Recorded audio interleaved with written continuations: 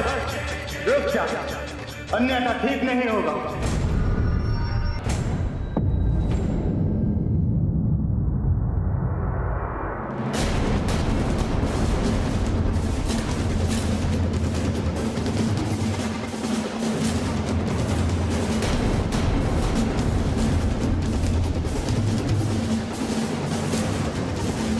युद्ध क्यों नहीं करता कायर? क्यों नहीं करता युद्ध? मैंने कहा ना, मुझे नहीं करना युद्ध। व्यर्थ अपनी ललकार, अपनी ऊर्जा, अपनी शक्ति को व्यक्त कर रहे हैं। चले क्यों नहीं जाते यहाँ? जाओ, चले जाओ।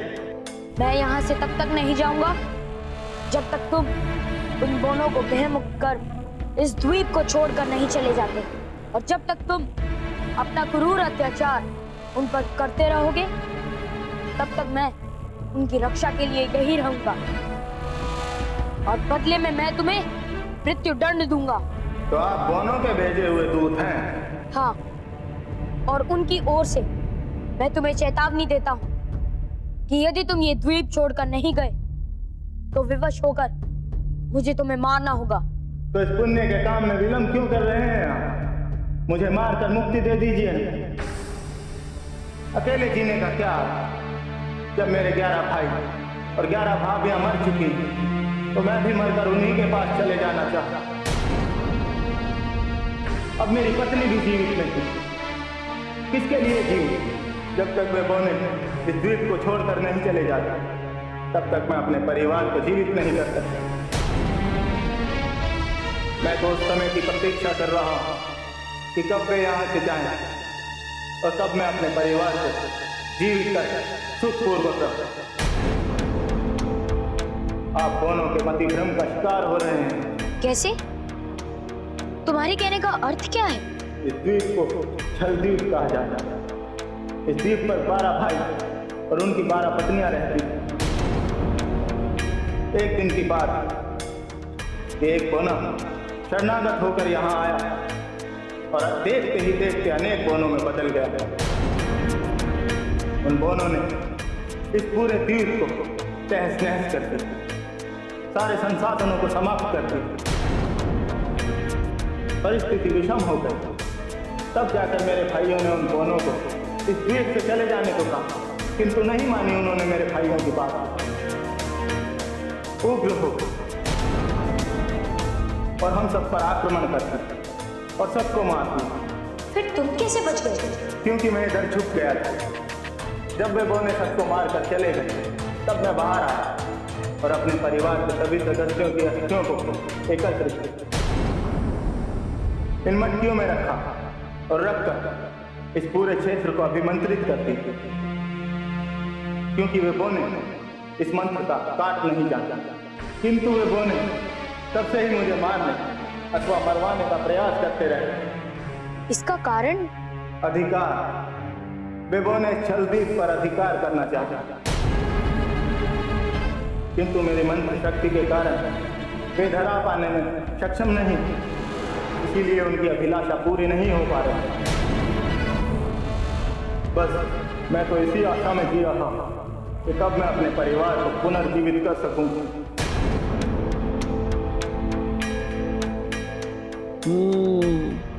किसकी बात पर विश्वास करूं? कौन झूठा है और कौन सच्चा? प्रभु, हनुमान के सामने तो भारी धर्म संकट उपस्थित हो गया है। किस पर विश्वास करें, किस पर ना करें?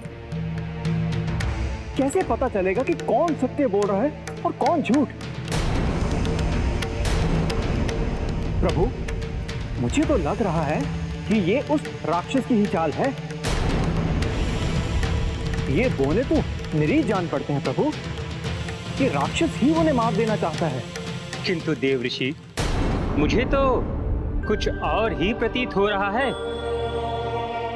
क्या प्रभु? जब आप वृत्तांत सुना रहे थे तब आपने ध्यान नहीं दिया। वो राक्षस केवल हनुमान के प्रहार से बचने का प्रयत्न कर रहा था। उसने प्रत्युत्तर में हनुमान पर एक भी वार नहीं किया। प्रहार ना करने का ये कारण भी तो हो सकता है प्रभु कि मटकी फूटने पर उसकी शक्ति कम हो गई हो अथवा चली गई हो। अपनी शक्ति वापस पाओ वो हनुमान पर फिर से प्रहार करे। देवर्षि, आपका कथन भी बिल्कुल सही है। हाँ प्रभु, क्योंकि राक्षस कभी विश्वसनीय हुए ही नहीं। छल, कपट और धूर्तता, यही तो उनका धन है। सत्य है देवर्षि, परंतु कभी भी किसी के कुल, जाति एवं उसके मुखमंडल को देखकर उसके बारे में धारणा नहीं बना लेनी चाहिए। उसके बाहरी स्वरूप को देखकर उसके अंतर सत्य का पता नहीं चल पाता है। सत्य कहा प्रभु। और आपकी इस बात से मुझे मेरे साथ घटी हुई एक घटना याद आ गई, जब आपके नटखटपन के कारण मैं विश्व मोहिनी से विवाह नहीं कर पाया था। और देवर्षि, आपने भी तो क्रोध में आकर मुझे श्राप दे दिया था। भले आप दोष मुझे दे प्रभु, पर वो लीला आप ही की थी। कारण रावण का विनाश करने के लिए आपको राम बनकर आना था। मधु और कैटअप के उद्धार के लिए आपको जन्म लेना था। परंतु एक बात पूछूं प्रभु? पूछिए देवर्षि। आपको मुझे वानर बनाने की क्या आवश्यकता पड़ी? इसीलिए कि मुझे राम जन्म के लिए वानरों की सहायता पड़ती, और वो आपके आशीर्वाद के बिना संभव नहीं था। नारायण नारायण। प्रभु, आपकी लीला अपरंपार है। मैं ही मूर्ख हूँ जो आपकी इस लीला को समझ नहीं पाया और आपको श्राप दे दिया। नहीं देवर्षि, वस्तुतः आपका वो श्राप भी मेरे लिए वरदान था। कैसे प्रभु? यदि आप श्राप नहीं देते तो ये लीला न होती, और इसी के कारण पवन पुत्र का जन्म हुआ, जो आज समस्त ब्रह्मांड की रक्षा हेतु गए हैं। नारायण नारायण। समझ गया प्रभु, मैं बिल्कुल समझ गया। देवर्षि, अब हमें भी ये समझाइए कि हमारे प्रिय हनुमान क्या कर रहे हैं।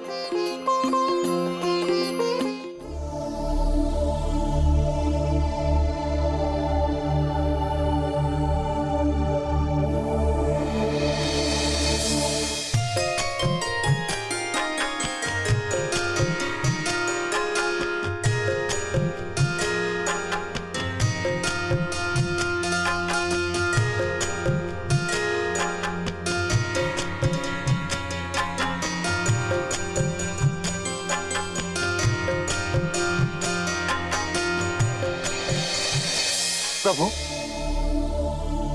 हनुमान के सामने सत्य जानने का भारी संकट उपस्थित हो गया। कैसा सत्य देवर्षि? प्रभु, समझ में नहीं आ रहा कि जो राक्षस कह रहा है वो सत्य है, कि जो इन पौनों ने कहा कि राक्षस उन्हें मारकर उनके द्वीप पर अधिकार करना चाहता है, ये सत्य है। आपके विचार से क्या लगता है देवर्षि? प्रभु, मुझे तो ये राक्षस ही झूठा लग रहा है। ये बोने तो बेचारे भोले भाले निरीह लग रहे हैं। किंतु मैं आपके विचार से सहमत नहीं हूँ। क्यों प्रभु?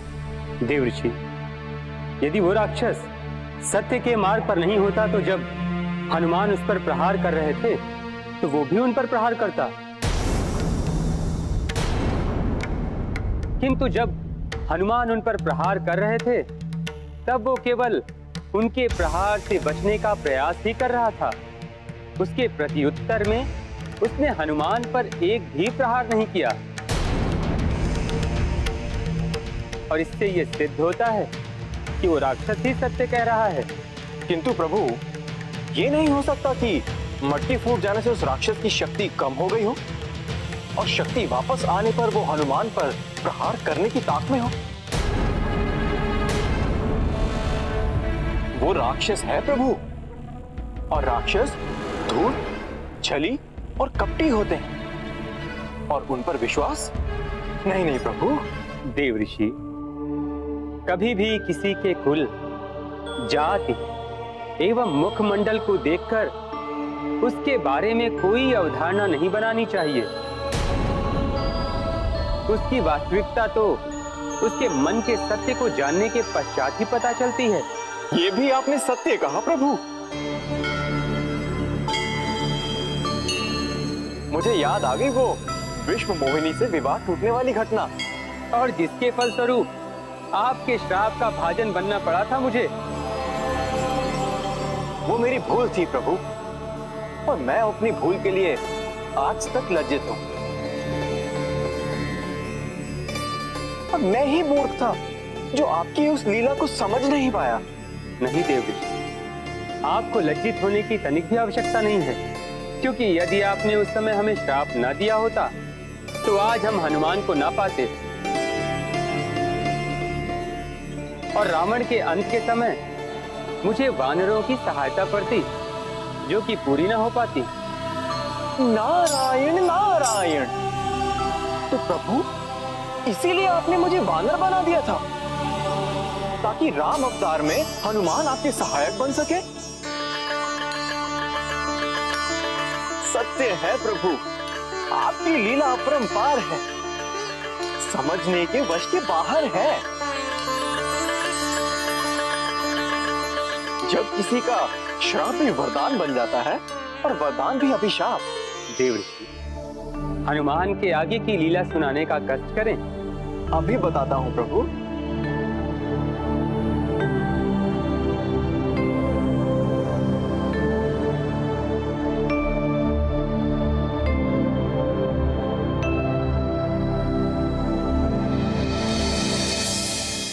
आ गए तुम मित्र। मार दिया उस राक्षस को? हाँ, मैंने उसे समाप्त कर दिया। अब तुम निर्भय हो, स्वतंत्र हो। तुम मित्र, वह तो बहुत बलशाली था। हाँ, फिर तुमने इतनी साहसता से उसे कैसे मार गिराया? कैसे क्या? गया, जाकर ललकारा। पहले तो वह भय के मारे अपनी गुफा से बाहर निकला ही नहीं, पर जब अधिक समय बीत गया तो मैं ही उसकी गुफा के अंदर चला गया, और तब मैंने क्या देखा जानते हो? वो तुम्हारे ही एक भाई को खा रहा था। मुझे क्रोध आ गया, पर मेरा क्रोध उसके अट्ठास से दब गया। थोड़े समय के लिए मैं भी भयभीत हो गई। फिर वह उठा और मेरी ओर बढ़ा, और उसने मेरी आंखों में आंखें डालकर मुझसे पूछा,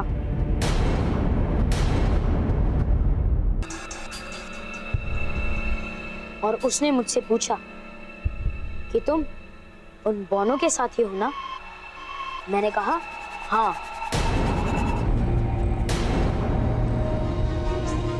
तो ये सुनकर वह राक्षस क्रोध से भर उठा और उसने मुझे जोरदार धक्का दिया। मैं गिर गया और फौरन उठा और उसे धर दबोच लिया। और फिर मैंने कहा, क्या कहा? कि युद्ध कर, है ना? बिल्कुल बिल्कुल। पर तुम्हें कैसे पता चला? प्रश्न नहीं, आगे बोलो। वह ये गदा लेकर अपनी गुफा से बाहर निकला और मेरे सामने लहराया, और फिर मुझ पर जोर से प्रहार किया।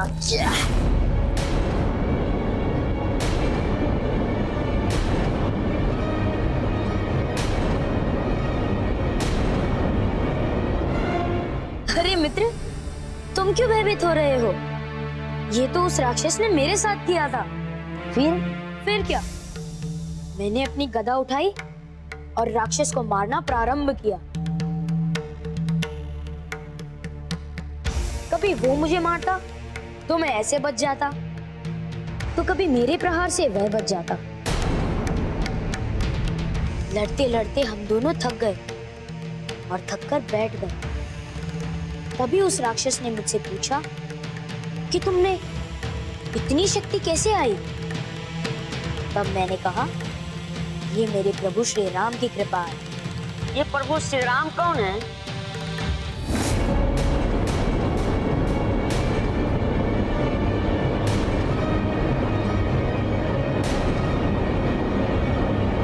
निकृष्ट, तुम श्री राम को नहीं जानते? सबके पालनहार, सबके दुखहर्ता को नहीं जानते? मेरे प्रभु श्री राम को नहीं जानते? मैं कैसे जानूंगा? मैं मिला जो जानूंगा। मिलना चाहोगे? कैसे मिलूंगा? मैं मिलाऊंगा, ले चलूंगा तुम्हें अपने साथ। पर मैं जिस उद्देश्य के लिए आया हूँ, उस उद्देश्य की पूर्ति के बाद। किस उद्देश्य से आए हो मित्र?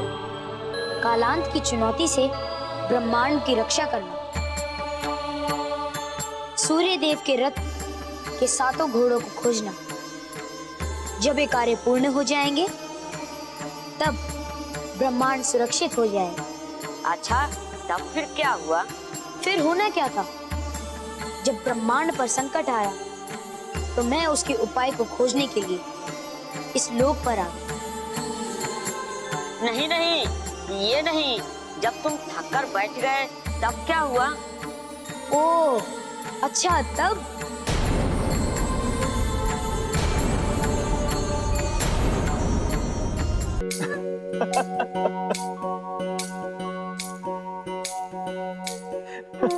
नारायण नारायण।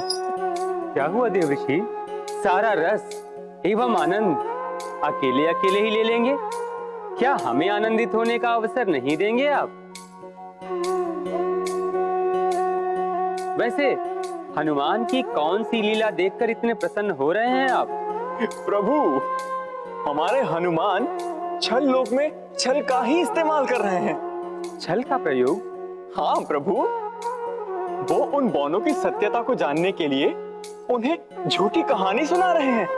देवऋषि, विष को काटने के लिए विष की ही आवश्यकता होती है, और ये हमारे हनुमान भली भांति जानते हैं।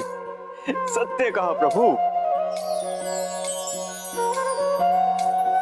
हनुमान भली भांति जानते हैं कि उन्हें किस परिस्थिति में क्या करना है। इसीलिए तो वो बल और बुद्धि दोनों के प्रतीक माने जाते हैं।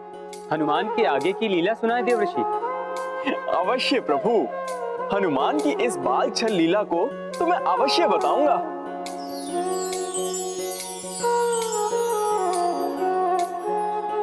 नारायण नारायण। वो देखिए प्रभु, हनुमान कैसे उन बौनों के मस्तक पर हाथ रखे खड़े हुए हैं।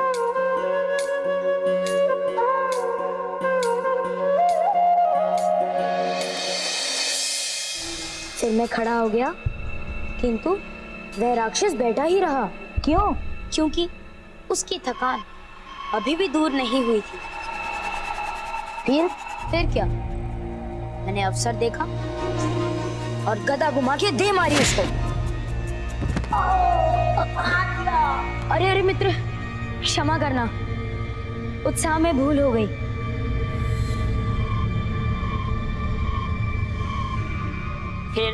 फिर मैंने उस राक्षस को तब तक मारा जब तक उसकी हड्डियों का चूर्ण नहीं हो गया।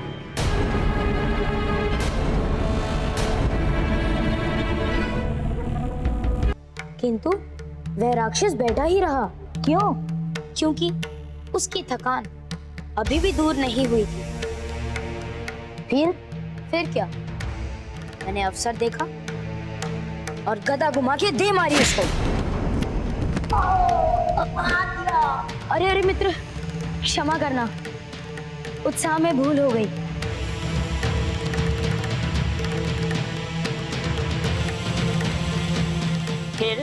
फिर मैंने उस राक्षस को तब तक मारा जब तक उसकी हड्डियों का चूर्ण नहीं हो गया। और फिर उसकी सांसें चलना बंद हो गई और वह समाप्त हो गया। और तुम लोग निर्भय तो चलो अब हमें भी दिखाओ उसे।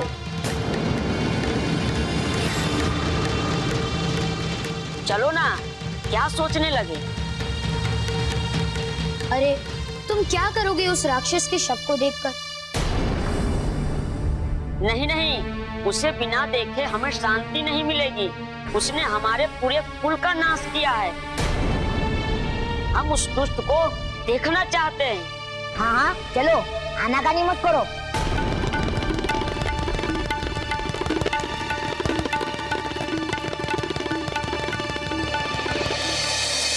देव ऋषि, ये बौने भी कम चतुर नहीं हैं। हाँ प्रभु, किंतु हनुमान उनकी चतुरता को भली भांति समझ रहे हैं। तभी तो देखिए कैसे मुस्कुरा रहे हैं। आगे देव ऋषि। प्रभु, अब वो उन बौनों को साथ लेकर राक्षस की गुफा की ओर जा रहे हैं।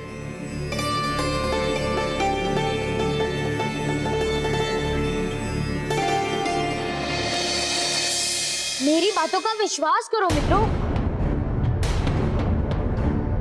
मैंने उसे ऐसा मारा है कि तुम उसके शव को पहचान नहीं पाओगे। धीरे बोलो भाई, हम दूर नहीं हैं। ओह, क्षमा करो मित्रों, अति उत्साहित हो गया हूँ। मेरी दुर्बलता है कि मैं उत्साह में ऊंचे स्वर में बोलने लग जाता हूँ। वो राक्षस सच में समाप्त हो गया है ना? जो सामने होता है उसे प्रमाण की आवश्यकता नहीं होती मित्र। आ ही गए हैं तो स्वयं देख लीजिए। तुम उस राक्षस का अंत कर हमारा बहुत बड़ा कार्य किया हो मित्र।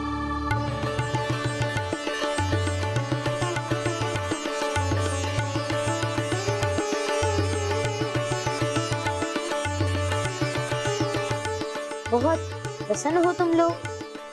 बात क्या है? एक कि हमारा शत्रु समाप्त हो गया, और दूसरा कि उसके समाप्त होने से इस क्षेत्र से उसके मंत्र का प्रभाव समाप्त हो गया। यदि वे जीवित होता तो हमें उसका संकेत मिल जाता। भाई, मैं तुम्हारा मित्र हूँ। जो कहता हूँ वही करता हूँ। तो चलो, अब एक और कार्य करना है तुम्हें। अब कौन सा कार्य करना है मित्र? उस राक्षस की 2300 मट्टियां और उसका तेज लेकर आना है तुम्हें।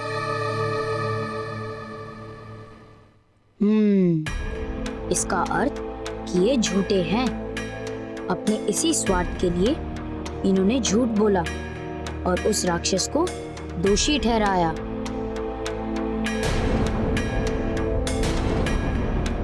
एक बात बताओ मित्रों, जब वह राक्षस अकेला है तो उसके मरने पर तुम लोगों को क्या लाभ होगा?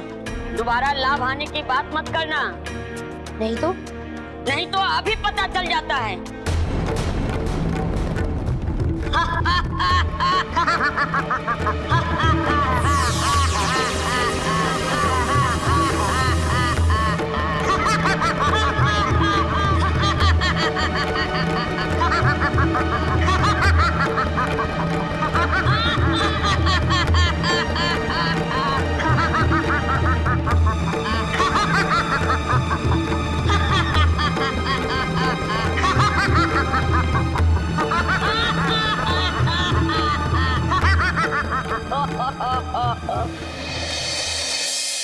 प्रभु, ये तो बौने ही छली निकले प्रभु।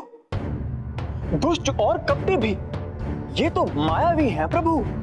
एक से अनेक होकर हनुमान पर प्रहार कर रहे हैं और हनुमान तो दिखाई ही नहीं दे रहे।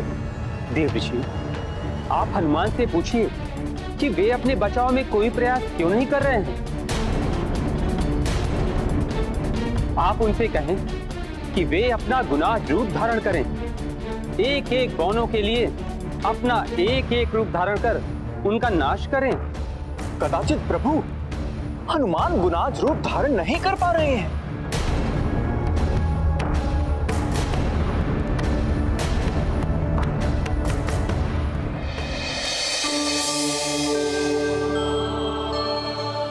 जय श्री राम।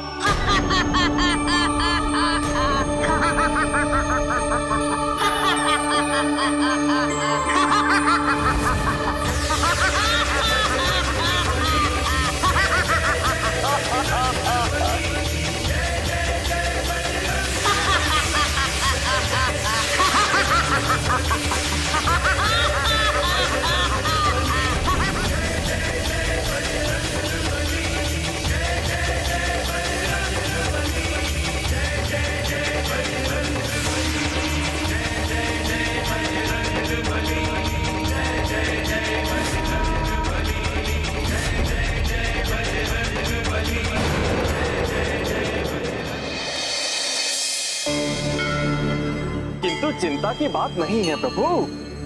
हनुमान उन बोनों को दबोचे हुए अग्नि के झरने की ओर बढ़ रहे हैं। अग्नि का झरना? वो झरना वास्तव में अम्ल का झरना है, जो अग्नि के समान दिखाई दे रहा है। देव ऋषि,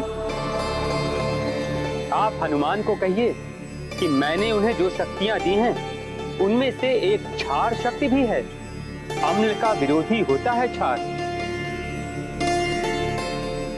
हनुमान से कहिए कि जब वे अम्ल के झरने के पास जाएं, तो अपनी श्वेत ग्रंथियों से क्षार के श्वेत बहाना प्रारंभ कर दे। किंतु प्रभु, उससे क्या लाभ होगा? बौने अम्ल से गल जाएंगे और इस रासायनिक प्रक्रिया के फलस्वरूप हनुमान बच जाएंगे। नारायण नारायण। तब तो ये बात हनुमान को बताना अति आवश्यक है। मैं अभी उन्हें बता देता हूं।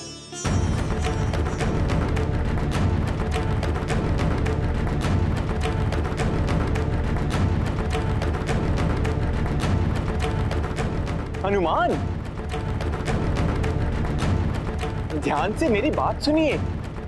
प्रभु नारायण ने कहा है कि आप। धन्यवाद प्रभु।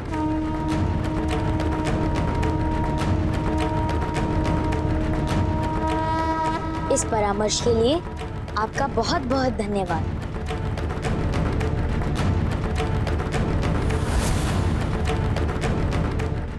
हमें मत मारो, हमें मत मारो। हमें मत मारो, हमें छोड़ दो। मुझे माफ कर दो, मुझे छोड़ दो।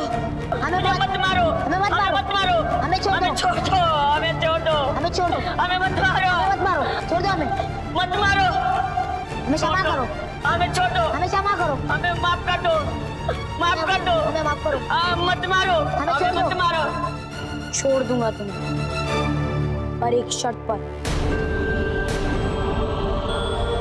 जब तुम इस प्रदेश को छोड़कर चले जाओ। हाँ हाँ हाँ, चले जाएंगे। इस प्रदेश से सदा के लिए चले जाएंगे, चले जाएंगे।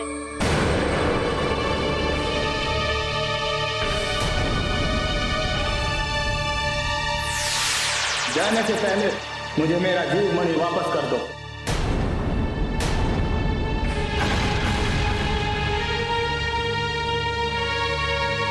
ये जीवमणि क्या है और ये इसके पास कैसे आई?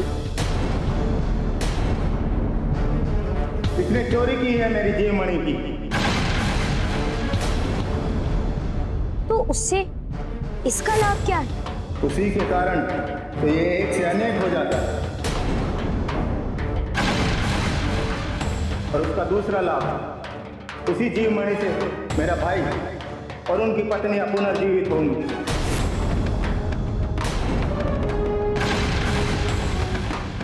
यदि ये नहीं होगा तो वो कभी भी पुनर्जीवित नहीं हो सकते।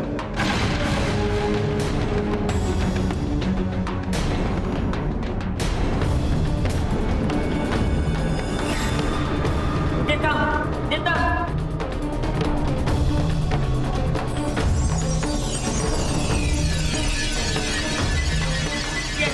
ये लो जीवमणि।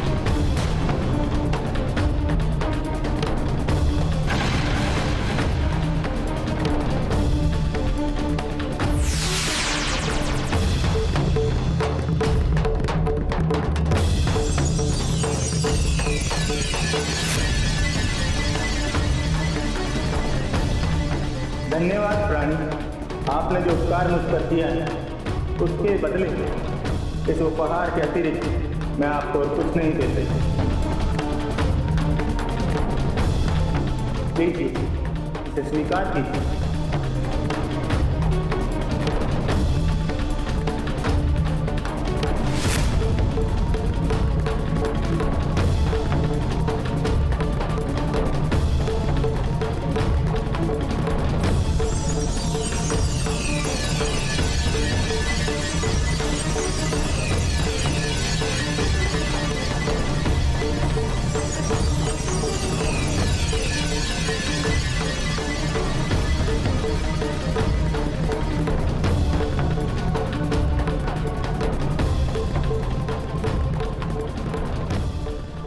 बहुत अच्छा उपहार है। आपसे एक व्यक्ति को ठीक करने की प्रार्थना है। किसे? मेरे एक मित्र हैं जिन्हें जीव मणि के प्रकाश से स्नान करना है।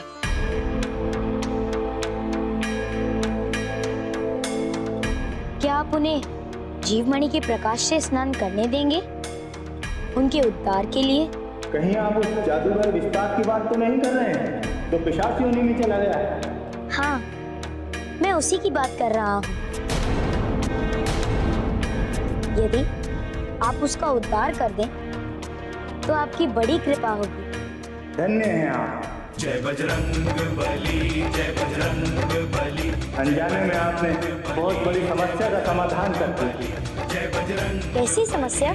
मुझे अपने परिवार के सदस्यों को पुनर्जीवित करने के लिए जिन मंत्रों की साधना की आवश्यकता थी वो उस्ताद के पास ही तो हैं।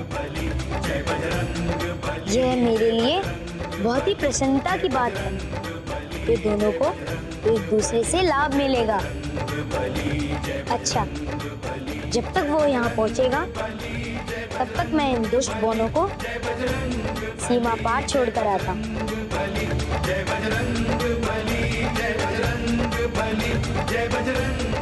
मुझे बताइए कि मैं किस ओर से जाऊँ?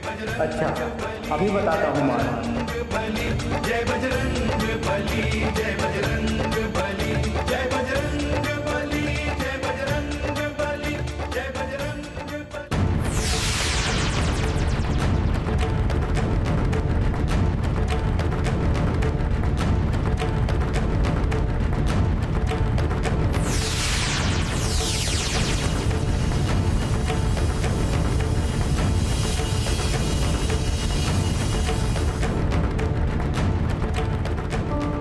आप इस मार्ग से जाएंगे तो आपको आपका लक्ष्य प्राप्त होगा मित्र। अच्छा, आपका धन्यवाद।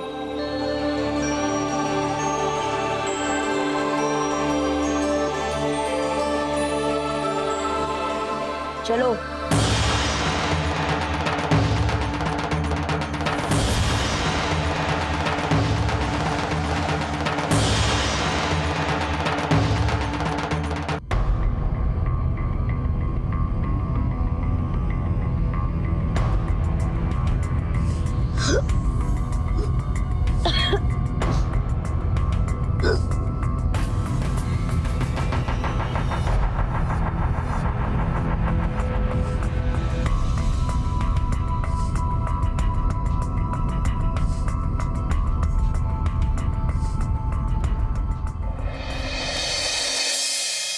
क्या हुआ देवऋषि?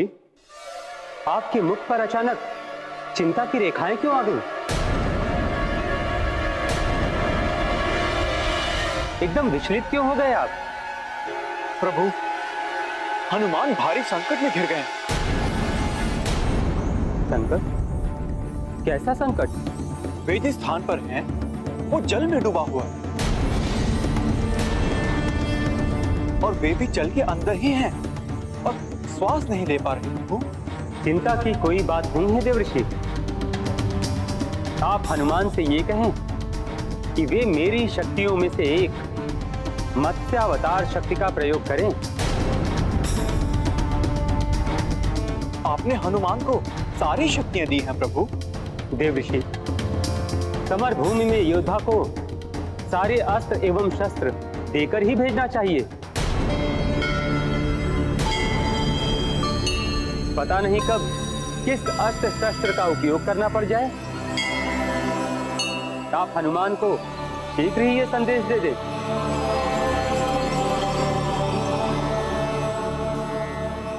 हनुमान, आप मत्स्य शक्ति का प्रयोग करें। जल में वही आपकी सुरक्षा करेगी।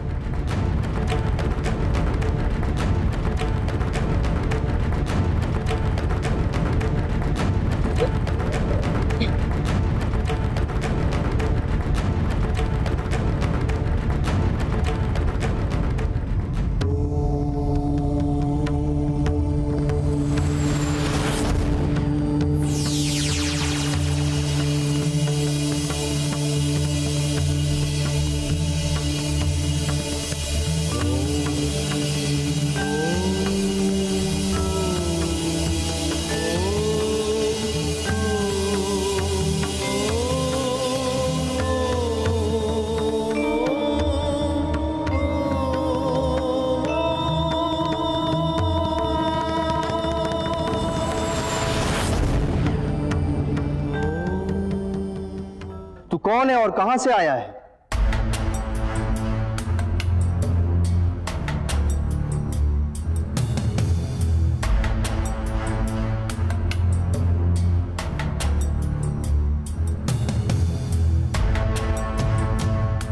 मैं हनुमान हूँ और मैं पृथ्वी लोक से आया हूँ। तुम जो भी कोई हो और जहाँ कहीं से आए हो, तुम्हें हमारे साथ चलना होगा।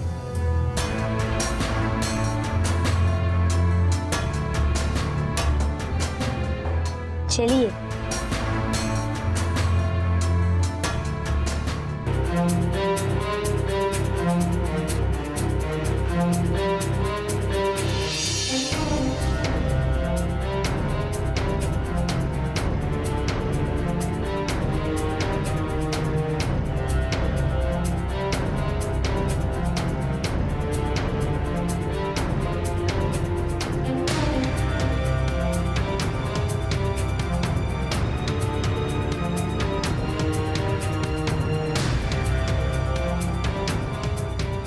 साथ में ये अद्भुत प्राणी कौन है? महाराज, ये हमारे राज्य की सीमा के अंदर घुस गया था। ये वही आतंकी है जिसने हमारे राज्य में उत्पात मचाया।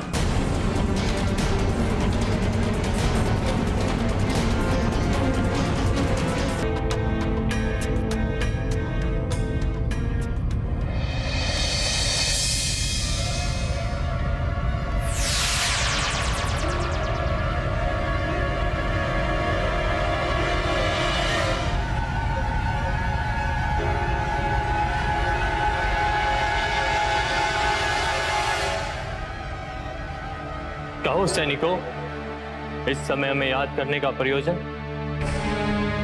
और साथ में ये अद्भुत प्राणी कौन है? महाराज, ये हमारे राज्य की सीमा के अंदर घुस गया था।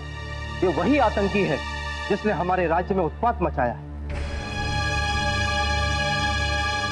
जीव, सत्य बता, तू कौन है और कहां से आया है? रहने वाला तो मैं पृथ्वी लोक का हूँ, किंतु अभी मैं छल लोक से आ रहा हूँ। मुझे जाना तो कहीं और था, पर पता नहीं यहाँ कैसे आ गया।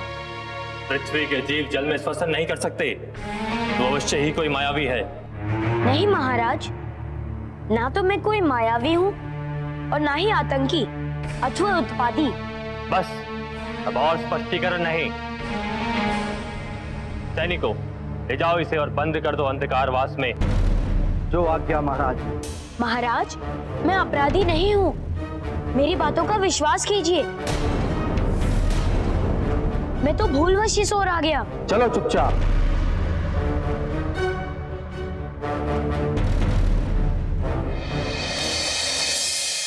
प्रभु, हनुमान अपनी शक्ति का प्रयोग क्यों नहीं कर रहे? इसीलिए देवऋषि, यदि बिना कारण वे अपनी शक्तियों का प्रयोग करते तो वे उन्हें शत्रु समझ जाते और वे इस घटना की तह तक नहीं पहुंच पाते। हनुमान ने अपनी शक्ति का प्रयोग न करके बुद्धिमत्ता का परिचय दिया है।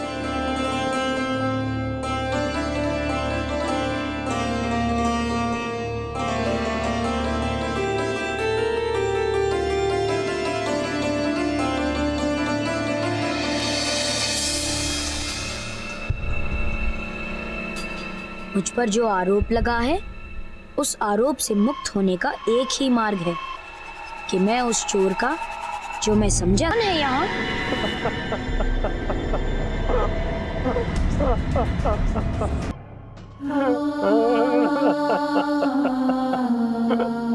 अरे आप और यहाँ, आप तो यहाँ के राजा हैं, फिर आप इस अंधकारवास में क्यों बैठे हैं? और आप रो क्यों रहे हैं? क्या दुख है आपको? मैं इस राज्य का असली राजा हूँ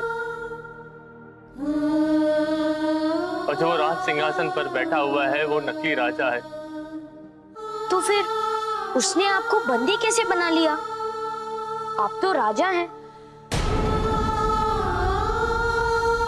आपने अपना शक्ति प्रदर्शन करके उसे मारा क्यों नहीं? इसलिए क्योंकि मैं शक्तिहीन हो चुका हूँ। उस चोर ने मेरा त्रिशूल चुराकर मुझे शक्तिहीन बना दिया है, और तभी ये नकली राजा आकर मुझे असली राजा को नकली घोषित करके इस बंदी गृह में डाल गया है। और तब से मैं यहाँ बैठा बैठा केवल अश्रु ही बहा रहा हूँ। आप चिंता ना करें महाराज, सत्य को मैं सामने लाऊंगा। सत्य का कभी नाश नहीं होता, नष्ट होता है नकली असत्य। इसलिए उसका अंत होना भी निश्चित है। कृपया आप मेरी सहायता करें। बोलो, मैं तुम्हारे लिए क्या कर सकता हूँ? आप मुझे यहाँ से बाहर जाने का मार्ग बताएं।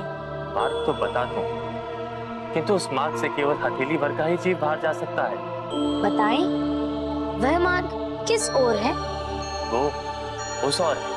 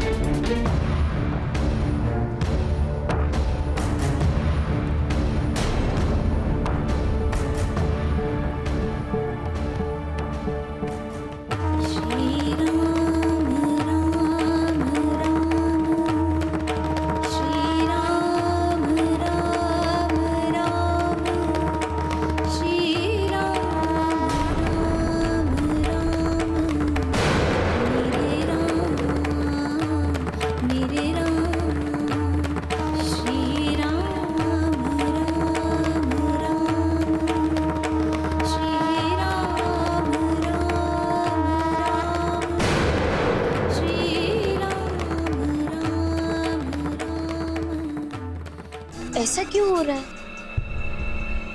मैं लघु रूप में क्यों नहीं आ पा रहा? मेरी शक्तियां निष्फल कैसे हो सकती हैं? ऐसा तो पहले कभी नहीं हुआ, तो फिर आज कैसे हो रहा है? हनुमान के साथ ऐसा क्यों हुआ प्रभु? ऐसा होने का कारण यह है कि मंदाकिनी के पूर्ण रूप से कालांत में समा जाने के कारण इस आकाश गंगा का समय चक्र रुक गया है, जिसके फलस्वरूप मंदाकिनी निवासी हनुमान की समस्त शक्तियां निष्प्रभावी हो गई, और जिन देवताओं के आशीष से ये शक्तियां संचालित होती हैं, वे भी निष्प्रभावी हो गए हैं। और इसीलिए हनुमान केवल इस धारा में एक बालक रूप ही रह गए हैं। तब तो घोर संकट उपस्थित हो गया प्रभु। एक बालक के लिए कठिन है इस संकट का सामना करना। देव विष्णु, हनुमान के बालक रूप पर मत जाइए। वे साक्षात रुद्र के अवतार हैं, शिव के रूप हैं वे। हाँ, आप केवल उनसे इतना कह दीजिए कि अब उनकी शक्तियां उनके काम नहीं आएंगी।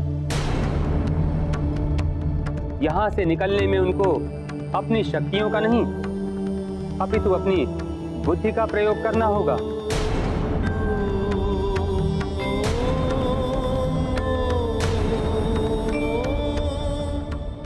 हनुमान, इस संकट से बाहर निकलने के लिए आपको शक्ति का नहीं, बुद्धि का उपयोग करना होगा।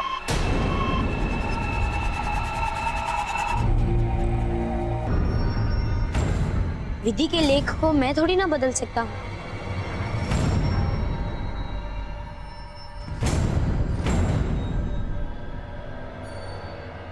दिग्दर्शिका का पता बताओ, कहाँ है वो? नहीं बताऊंगा। मर जाऊंगा लेकिन उसके विषय में तुम्हें कभी कुछ नहीं बताऊंगा। तुझे बताना ही होगा, अन्यथा तुझे इसी त्रिशूल से लहूलुहान कर दूंगा। बता। तू कुछ भी कर ले, तुझे दिग्दर्शिका का पता नहीं बताऊंगा, नहीं बताऊंगा, नहीं बताऊंगा। दुष्ट, मेरे आदेश की अवहेलना करता है। बता।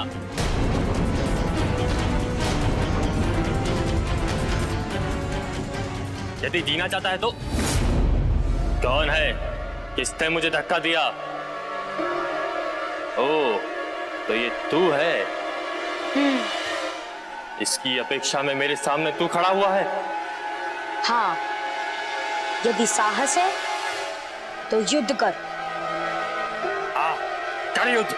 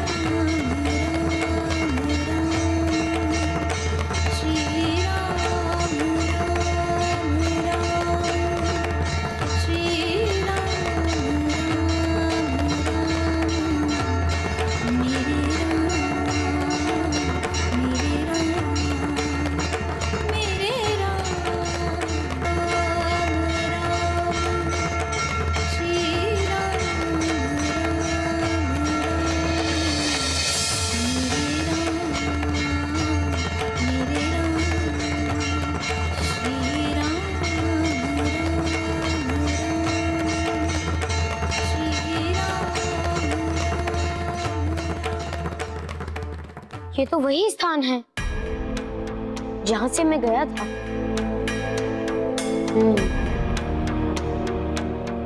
मुझे पुनः वापस जाना होगा।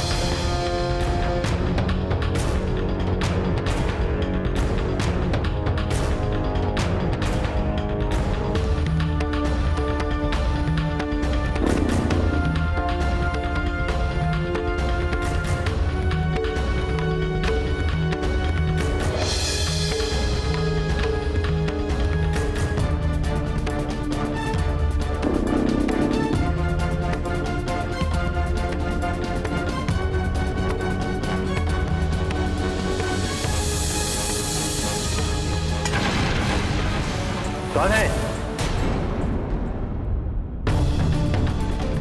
कौन मेरा त्रिशूल लेके भाग रहा है? पकड़ो पकड़ो सैनिकों,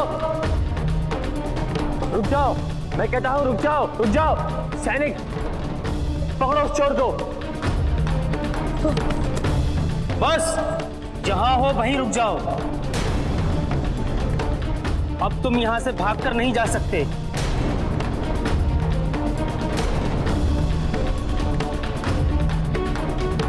अब बचकर कहां जाओगे?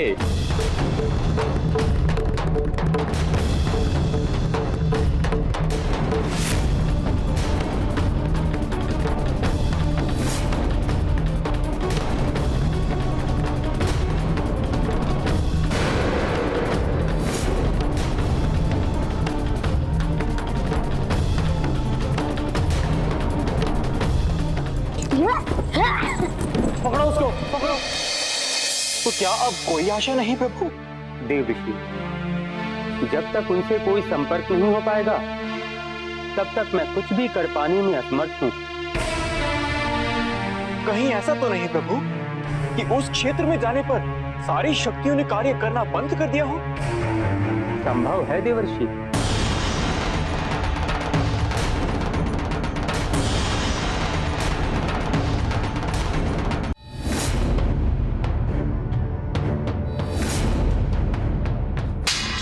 सैनिक, ले चलो इसे। चलो।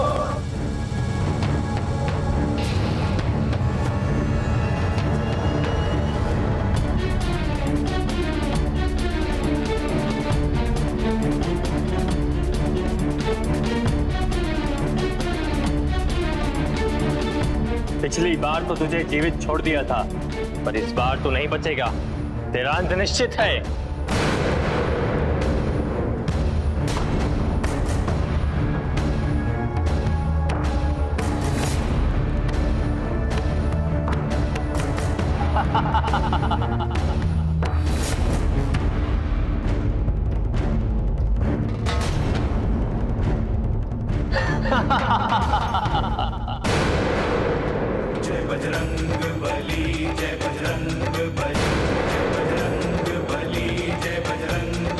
तेरा अंत आ गया चोर।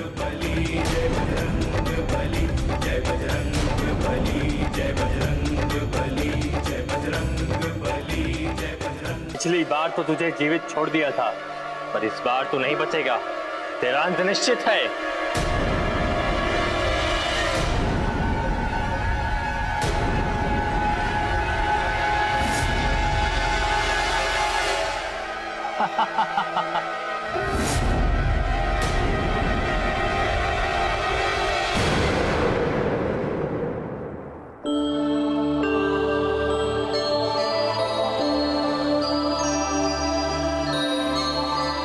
तेरा अंत आ गया चोर।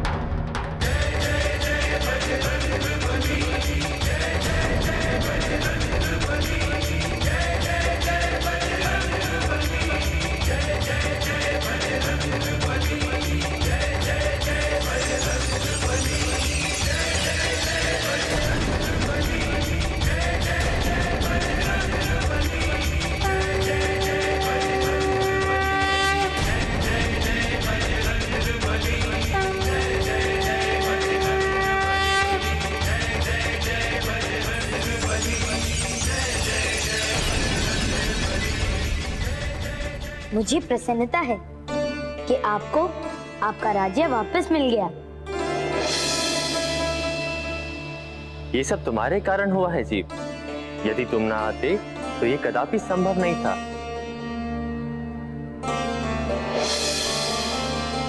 परंतु जीव, तुमसे मेरा क्या संबंध कि तुमने इतना बड़ा संकट मोल लिया, अपने प्राणों को संकट में डाल दिया। महाराज, मेरे संकट से बड़ा संकट तो वह है जो ब्रह्मांड पर छाया हुआ है। ब्रह्मांड समाप्ति के तट पर है। मैं उसी की रक्षा के लिए समय चक्र और सूर्य के घोड़ों को खोजने निकला हूं।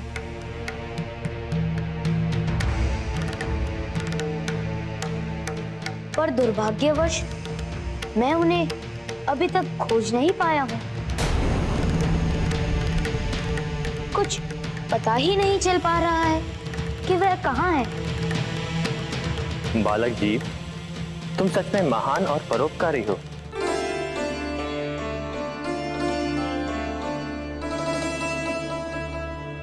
मैं तुम्हारी सहायता करूंगा तुम्हारे इस कार्य में। धन्यवाद महाराज। यदि आप ऐसा करेंगे तो मैं आपका हृदय से आभारी हूँ।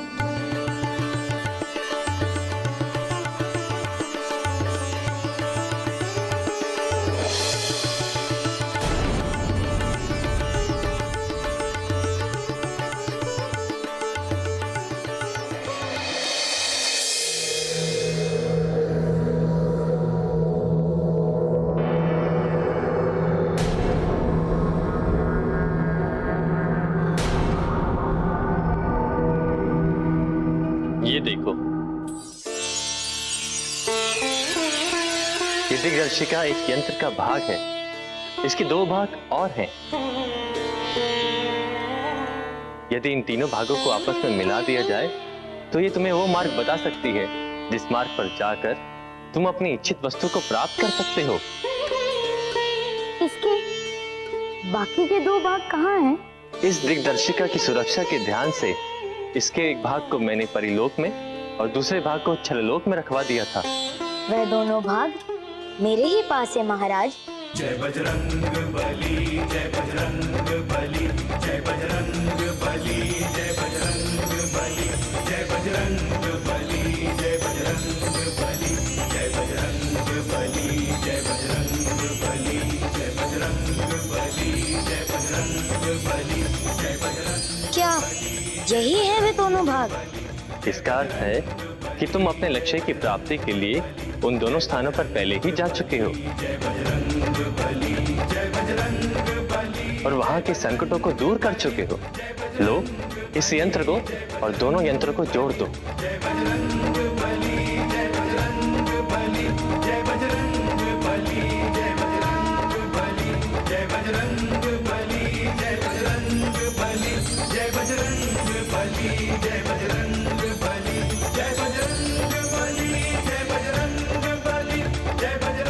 धन्यवाद महाराज।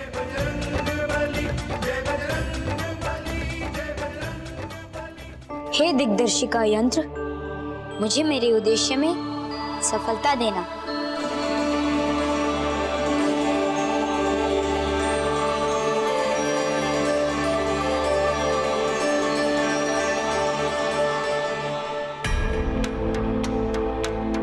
महाराज,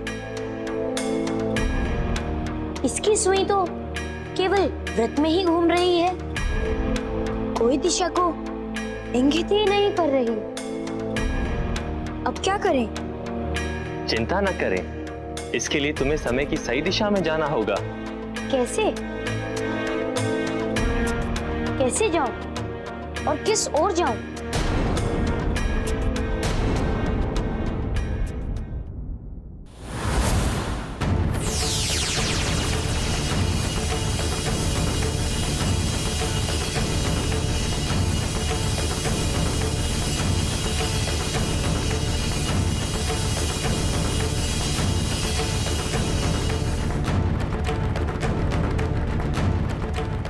इस मार्ग से जाओ, तुम्हें सही दिशा मिल जाएगी।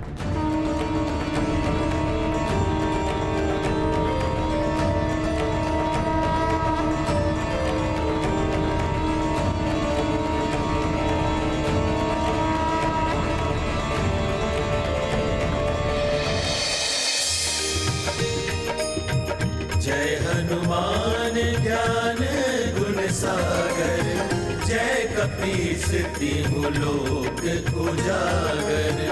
रामदूत अतुलित बल धामा, अंजनी पुत्र पवन सुत नामा। महावीर विक्रम बजरंगी, कुमति निवार सुमति के संगी। कंचन वरन विराज सुवेसा, कानन कुंडल कुंचित केसा। हाथ वज्र और ध्वजा विराजै, कांधे मूंज जनेऊ हाथ वज्र और ध्वजा विराजय, कांधे मूंज जनेऊ साजय। शंकर सुवन केसरी नंदन, तेज प्रताप महाजगवंदन।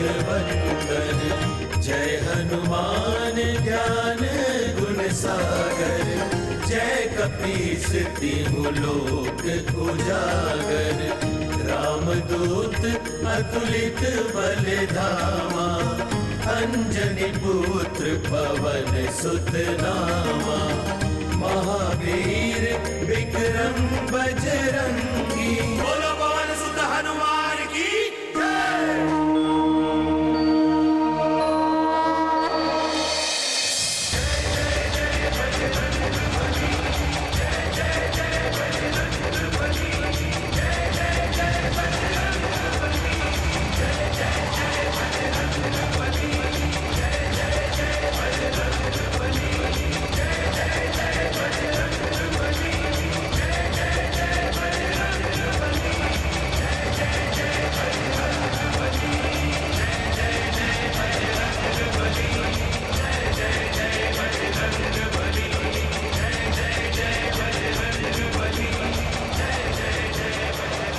यह तो मैं अपने ही लोक में आ गया, अपने ब्रह्मांड में। किंतु यहाँ की आकाश गंगाएं कहाँ गई? और वह कालांत क्यों नहीं दिखाई दे रहा?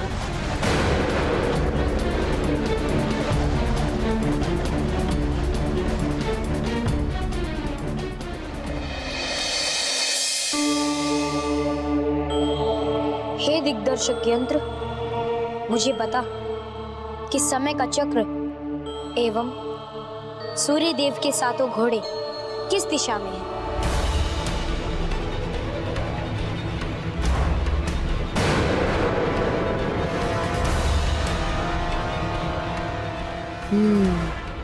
मुझे ब्रह्मलोक जाना होगा, वहीं से कुछ पता चल पाएगा।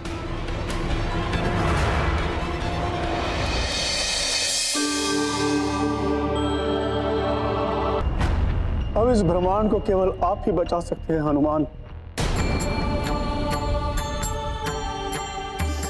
यदि आप भी असफल हुए तो इस ब्रह्मांड का विनाश अवश्यंभावी है। अपनी आंखों से देख लीजिए कालांत की विनाश लीला।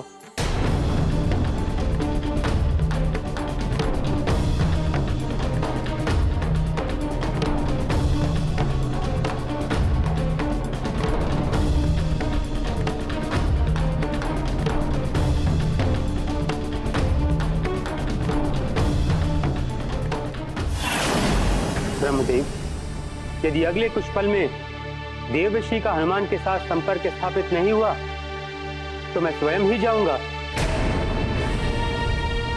नहीं विष्णुदेव, आपका वहां जाना उचित नहीं है। आप वहां नहीं जा सकते।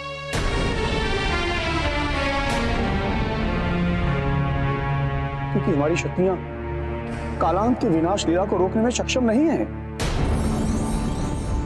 मैं आपकी बात से सहमत हूं ब्रह्मदेव, किंतु एक प्रयास करने में क्या हानि है?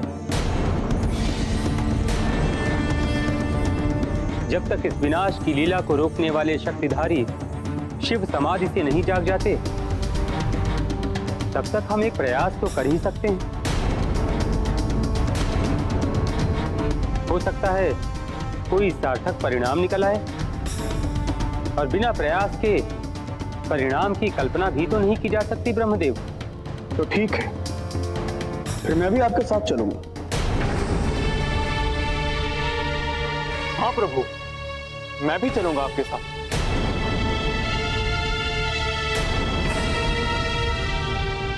हो सकता है कि जब हम तीनों की शक्तियां एक साथ मिलकर कुछ करें तो सार्थक परिणाम निकल ही आए।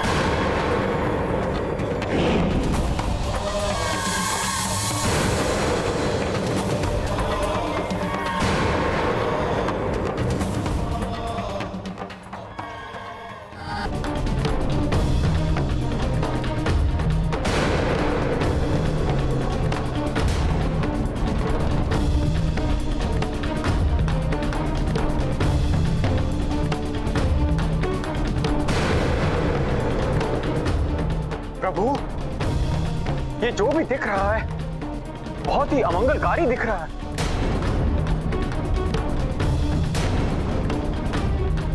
कालांत ने बाहरी ब्रह्मांड को पूरी तरह निगल लिया है और अब वो मध्य में ब्रह्मांड को निगलने में अग्रसर है। प्रभु, इस प्रकार तो Brahmadev,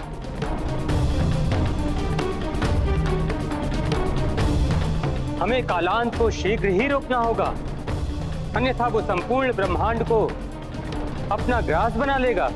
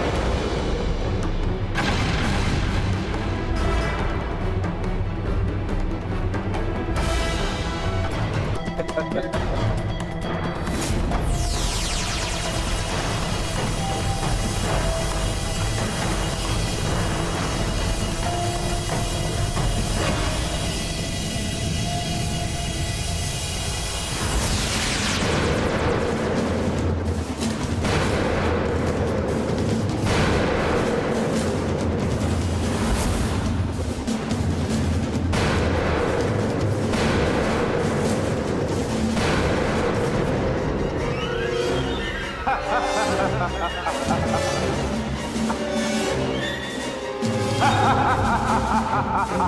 ha ha ha ha ha